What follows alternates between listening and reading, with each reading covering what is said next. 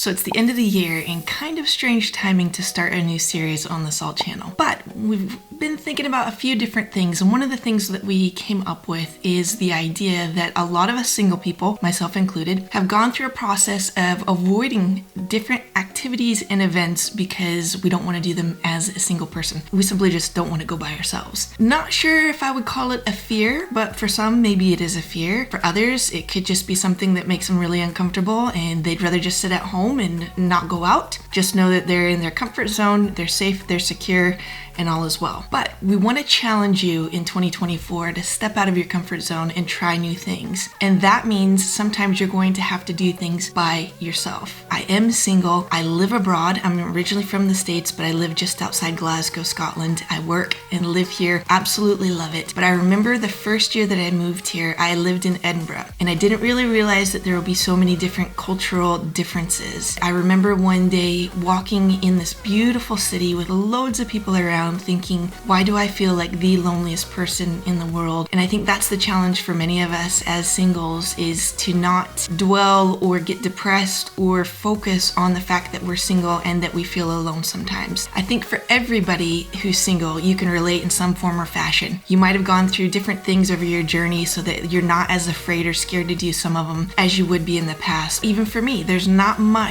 that I wouldn't do by myself at this phase of my life. But I'm sure as the year goes on, I'm going to find that there are things that have made me feel very uncomfortable or have made me just feel like I would rather be at home. So we're going to step out, we're going to try different things. I'm going to leave you with a few tips after each outing, and we'll just see what God says as we go through the process of trying different things as a single person.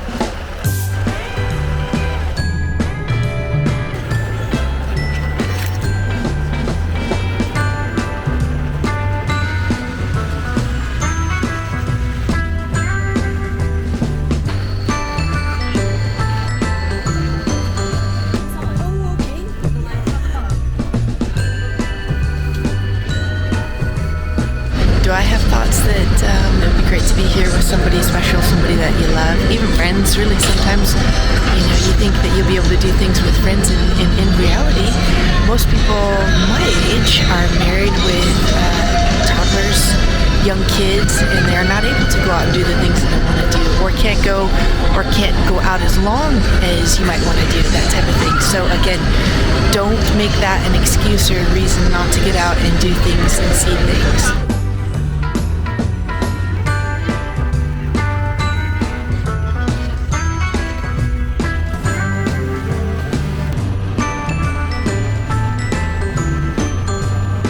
So my best pal a few years ago said, you need to start living.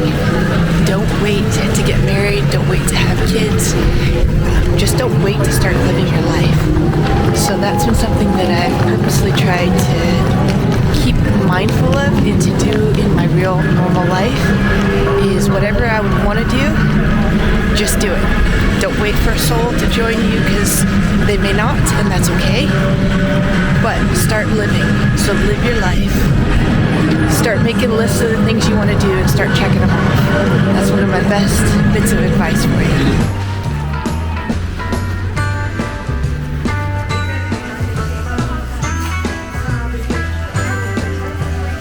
Well, what did I think of it?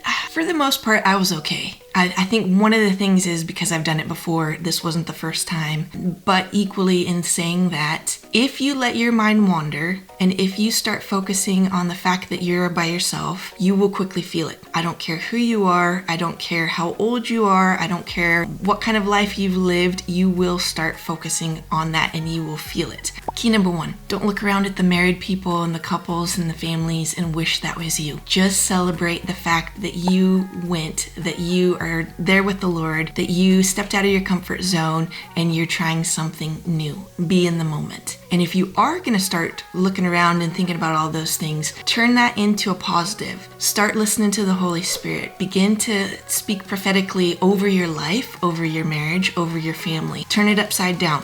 Don't let the enemy rob you of an excellent day out that you could come back with some great memories of people that you met or things you did, or just being able to celebrate the fact that you got out by yourself. So keep that as one of your top keys. If you're gonna look around, then begin to prophesy about your own future and about your own life. Key number 2, do not enter into self-pity. I think there are a lot of things that can make us single people look even more unattractive in our singleness, and the number one thing is self-pity. Do not engage with it. Avoid it like the plague. Just start being thankful and grateful instead of going into self-pity mode. It will make a beautiful person look really ugly really quickly. I hate to sound harsh, but I've done it myself. So avoid it. Let your light shine, let him shine, and just be who he's called you to be in your singleness. And my third key, and probably my number one tip for you, is to keep a running dialogue with the Holy Spirit the whole time you're out. Begin to ask him questions. You can ask about the future or whatever it might be, but be engaged, keep engaged with him the entire time. Ask him questions, wait, listen. If there's something that you're concerned about, or there's something, or even a feeling that you're feeling, just give it to him and say, Lord, would you just replace this feeling of loneliness with whatever you have for me that's greater than the feeling of loneliness. But keep a running dialogue, keep that going back and forth, and then you won't engage in depression or